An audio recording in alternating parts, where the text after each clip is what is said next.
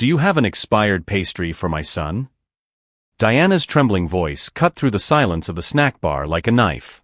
The 35-year-old black woman held the hand of Anna, a 6-year-old girl who hid behind her mother's legs, her big eyes fixed on the dirty floor.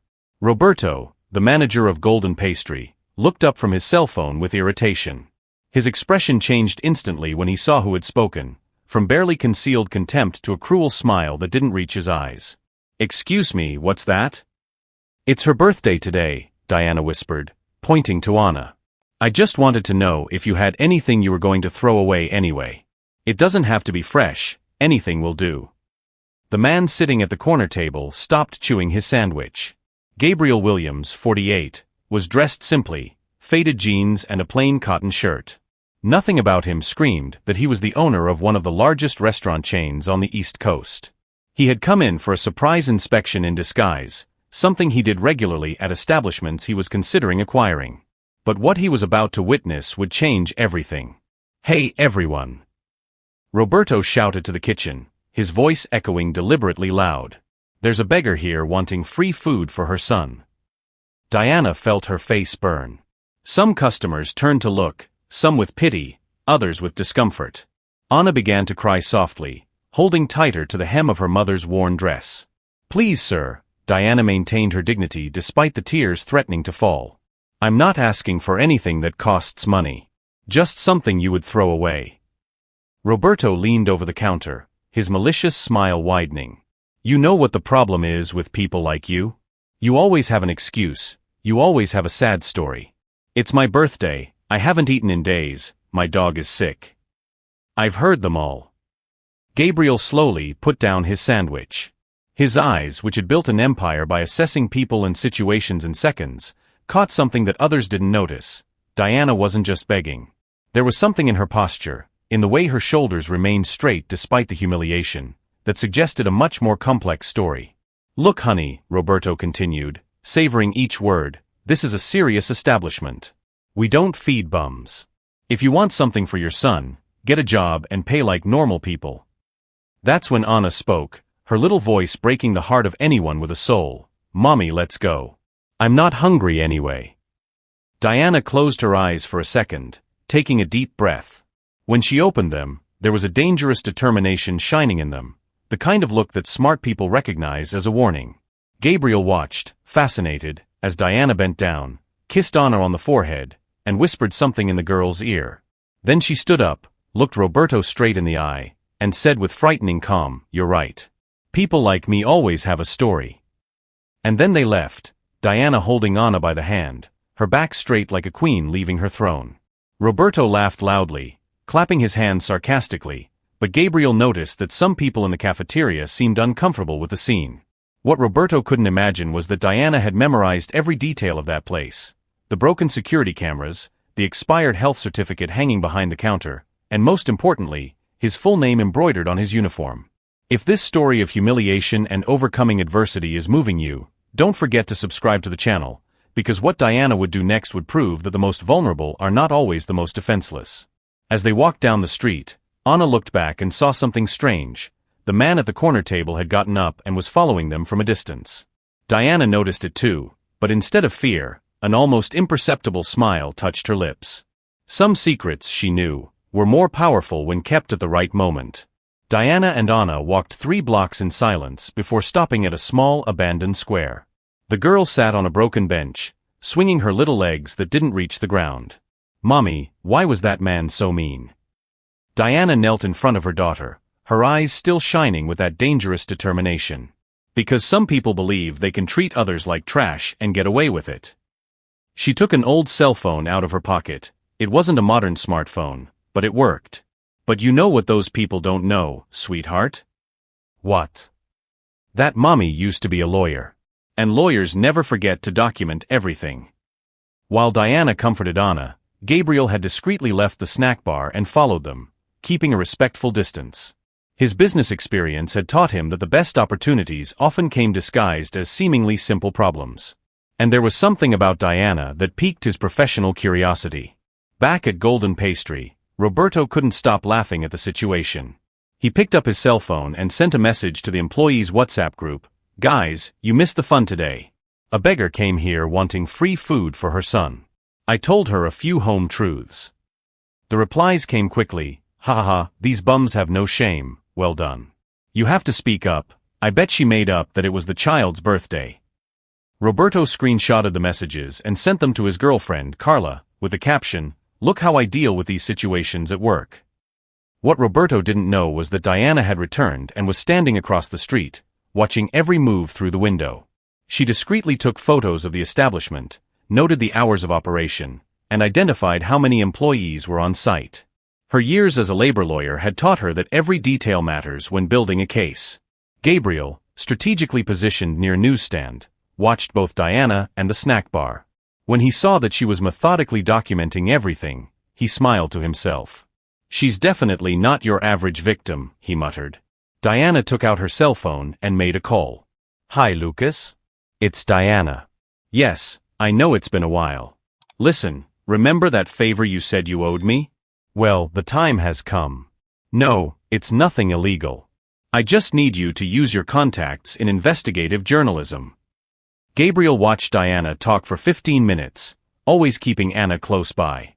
The girl seemed accustomed to her mother making important calls, another clue that there was much more to this story. When Diana hung up, she returned to the snack bar. Roberto saw her through the window and made a point of laughing loudly, pointing at her so that the other employees would see. Diana entered calmly and went straight to the counter. "I forgot to ask," she said with a polite smile that didn't reach her eyes, "do you have an up-to-date health certificate? I ask because I intend to make a formal complaint to the Health Surveillance Agency about the hygiene conditions I observed here." Roberto stopped laughing. "What do you mean?"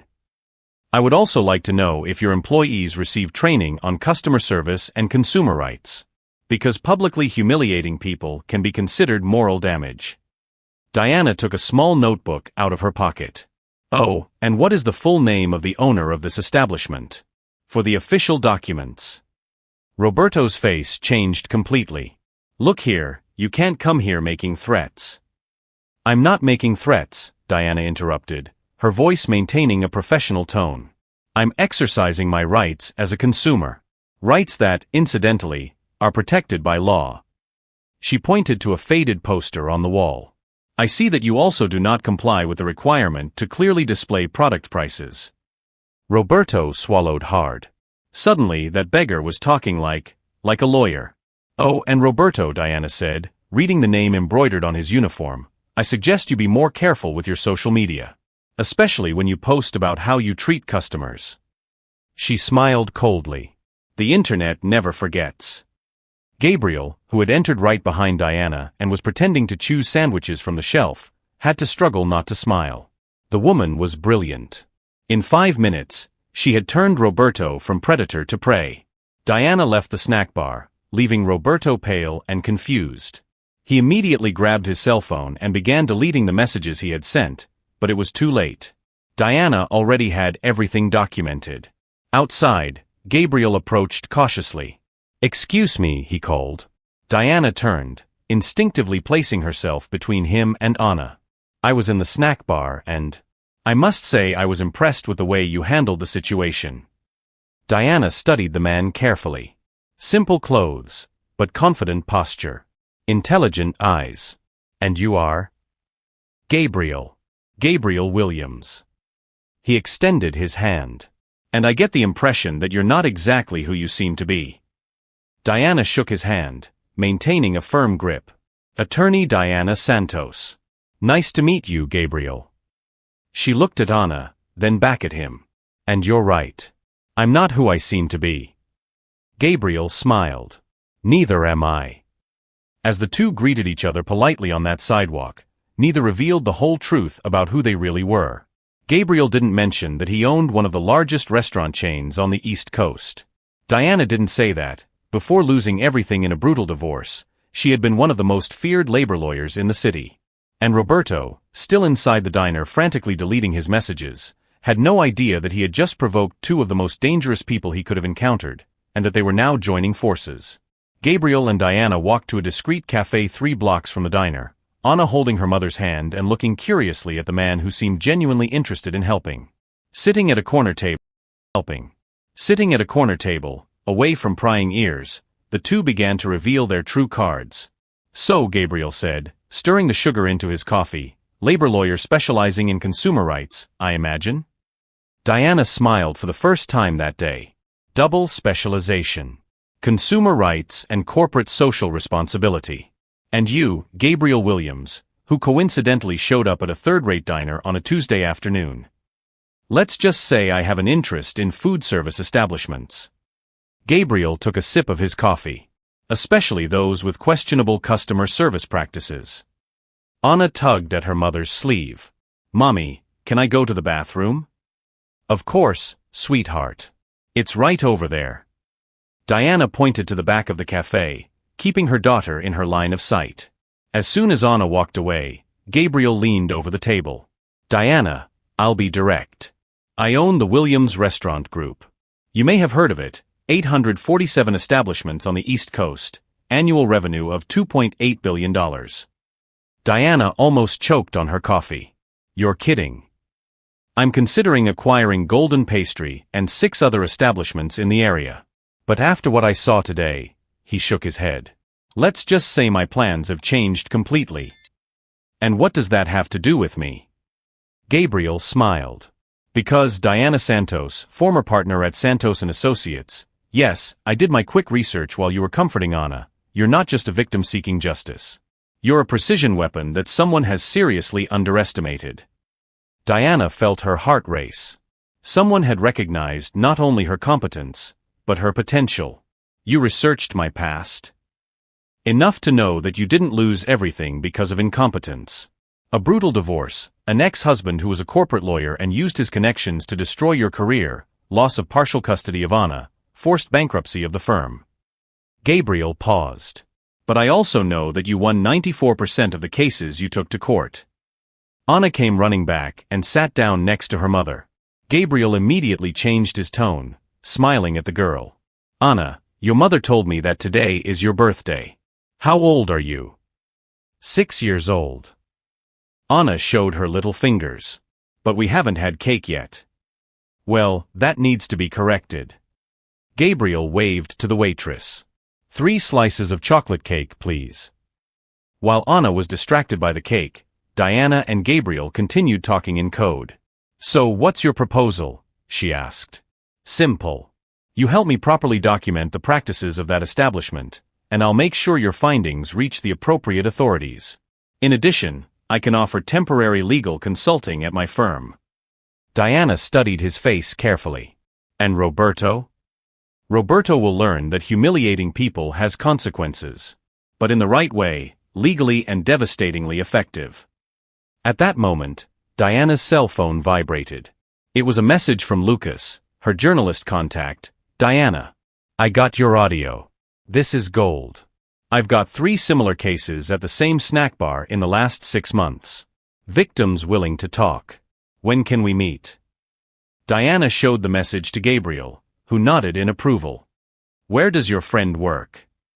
"Local investigative channel, but with national reach.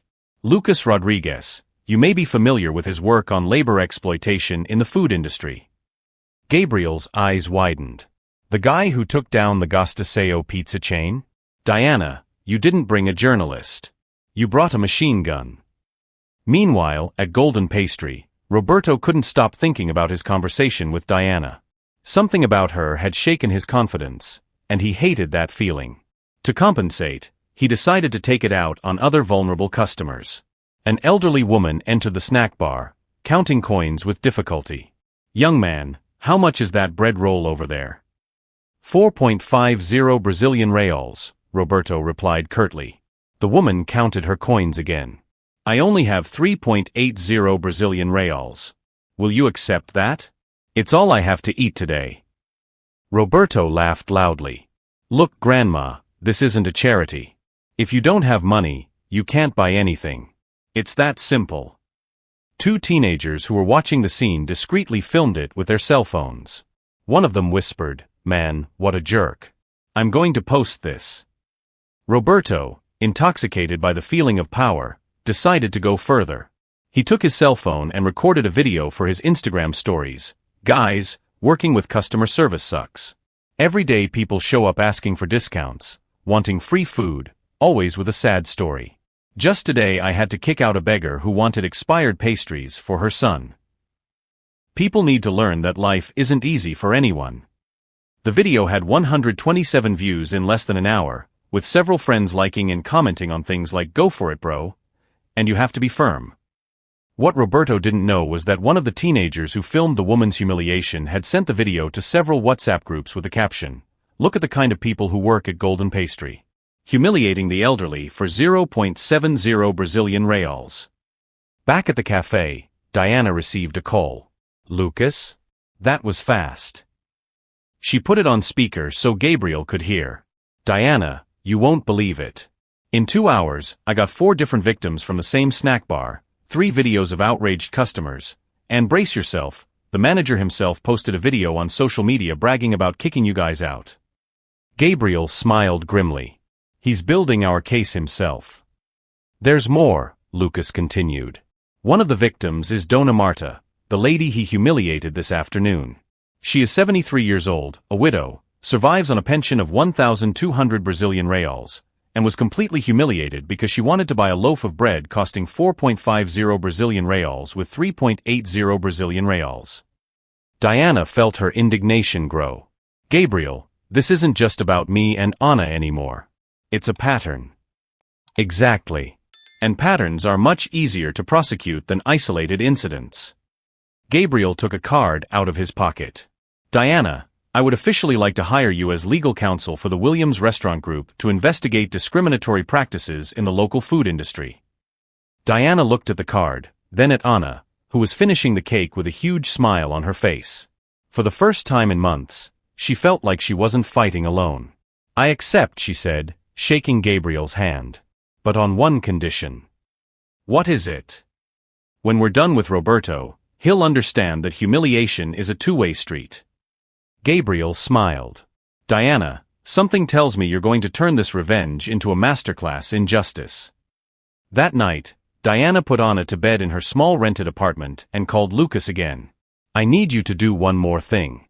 I want you to investigate Golden Pastry's labor history. Complaints, lawsuits, anything." "I'm already on it." "Diana, there's something else.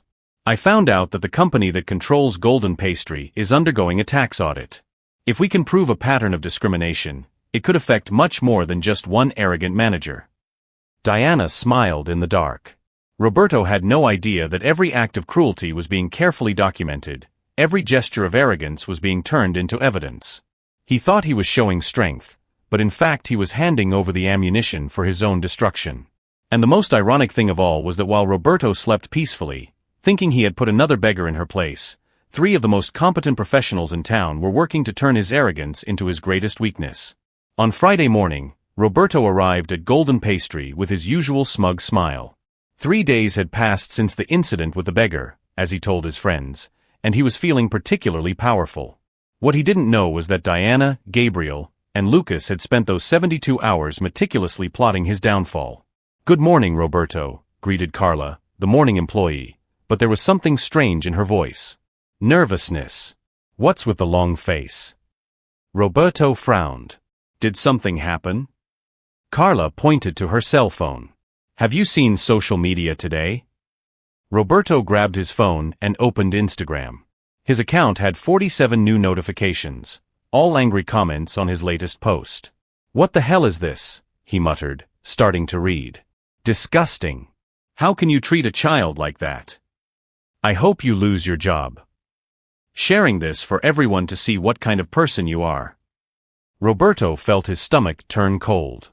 He rushed to Facebook, then to TikTok. The same pattern repeated itself. Hundreds of indignant comments, shares with angry captions, people tagging Golden Pastry demanding explanations. "What do you mean? I only posted yesterday." He tried to delete the posts, but it was too late. They had already been saved and reposted dozens of times. At that moment, the door of the snack bar opened and Lucas Rodriguez entered, accompanied by a cameraman and a producer. Roberto recognized the journalist immediately. He was the guy on TV who took down corrupt businessmen. Roberto Santos. Lucas approached the counter. "I'm Lucas Rodriguez, from Canal Investigativo. I'd like to ask you some questions about your customer service practices. Roberto turned completely pale. I don't know what you're talking about. No. Lucas smiled coldly. So it wasn't you who posted this video yesterday? He showed his cell phone with Roberto's own video bragging about kicking Diana and Anna out. The camera was recording. Roberto noticed that some customers had stopped to watch the scene, some already filming with their cell phones. Look, this is out of context, Roberto stammered. Out of context? Lucas raised his eyebrows. Then help me put it in context. Is it normal for you to humiliate 6-year-old children in your establishments? It wasn't like that. Oh really? Lucas waved to the cameraman. We also have this video from yesterday, where you humiliate a 73-year-old woman over 70 cents. Roberto felt his legs go weak when he saw the teenagers recording playing on the cameraman's screen. Mrs. Marta counting coins, your cruel refusal, the public humiliation of the elderly woman. And this one, Lucas continued relentlessly, where you brag about your victories against vulnerable people. It was a printout of the WhatsApp messages Roberto had sent to his friends. How did you get this? Roberto whispered, his face completely white. Investigative journalism, Roberto. You didn't think you could publicly humiliate people without consequences, did you? At that moment, the door opened again. Diana entered, now wearing an impeccable professional suit, her hair tied back, the confident posture of someone who dominated courtrooms. Behind her was Gabriel, whom Roberto still did not know. Ah, Roberto, Diana said with a cold smile. Do you remember me? Roberto instinctively backed away. The woman standing before him was nothing like the vulnerable person from 3 days ago. This was clearly a professional, someone with power. You're not. Attorney Diana Santos, specializing in consumer rights and discrimination. Diana placed a briefcase on the counter. And this is Gabriel Williams, from the Williams Restaurant Group. Roberto frowned, confused. Williams Restaurant Group? Never heard of it. Gabriel smiled. That's normal. We're discreet. But you may be familiar with some of our establishments. Golden Pastry, for example. Roberto's world collapsed in that moment. You're owner of the chain. Yes. Gabriel crossed his arms.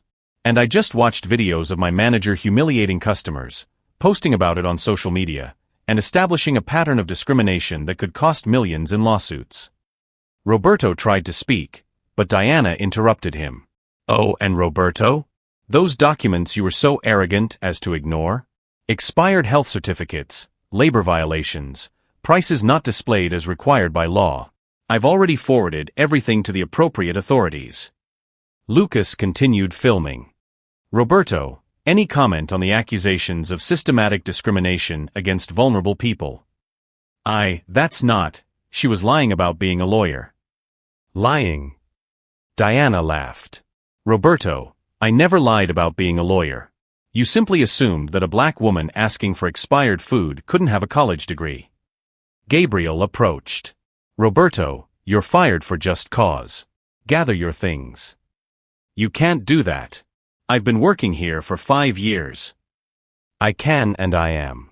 Discrimination, humiliation of customers, exposure of the company on social media, violation of multiple internal policies. Gabriel handed him a letter. It's all documented here. Roberto opened the letter with trembling hands. It was his official dismissal, with copies to the union, the Ministry of Labor, and the Labor Records Office. And Roberto, Diana added, since you publicly humiliated a child, I am also filing a lawsuit for moral damages. You have 2 weeks to respond in court. This is persecution. No, Gabriel corrected. This is a consequence. You believed you could treat people like trash without repercussions. You were wrong. Lucas turned to the camera. So there you have it, folks. Another case of how prejudice can destroy a career in a matter of minutes. Roberto Santos, former manager of Golden Pastry, discovered today that humiliating vulnerable people comes at a high price. Roberto took his personal belongings from the locker, his hands shaking. In 3 days, he had lost his job, his reputation, and now faced legal action. All because he underestimated two people based on appearances. When he left the snack bar for the last time, Diana was training Carla on the new customer service policies. Gabriel supervised the installation of a banner, "Discrimination-free establishment, everyone is welcome." Outside, Roberto saw a line of people waiting to enter. The controversy had brought a wave of supportive customers, curious to see the place where justice was done. Inside, Anna played quietly at a small table while Diana and Gabriel discussed how to implement a permanent food donation program. Roberto looked back one last time and realized a bitter truth. While trying to humiliate others to feel superior, he had built his own ruin. And the most ironic thing was that the same people he had despised were now thriving, while he walked home unemployed, sued, and publicly humiliated. Sometimes the best revenge doesn't need to be planned. It just happens when you give the right people the tools they need to show exactly who you really are.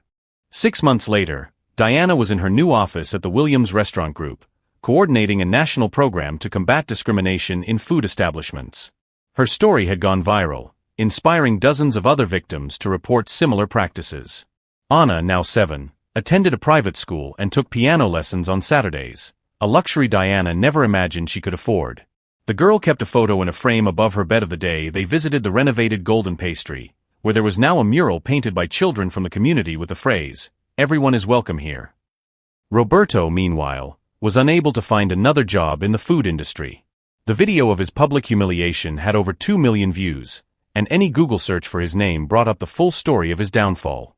Divorced, unemployed, and living with his mother at age 34, he finally understood the true weight of his actions. Gabriel turned the Diana case into a business model. He created a dignity-first protocol implemented throughout his network, generating not only good publicity but also increasing revenue by 40% due to the public that began to frequent his establishments for ethical values. The greatest irony was that Roberto, in his arrogance, had brought together two of the most competent people he could find.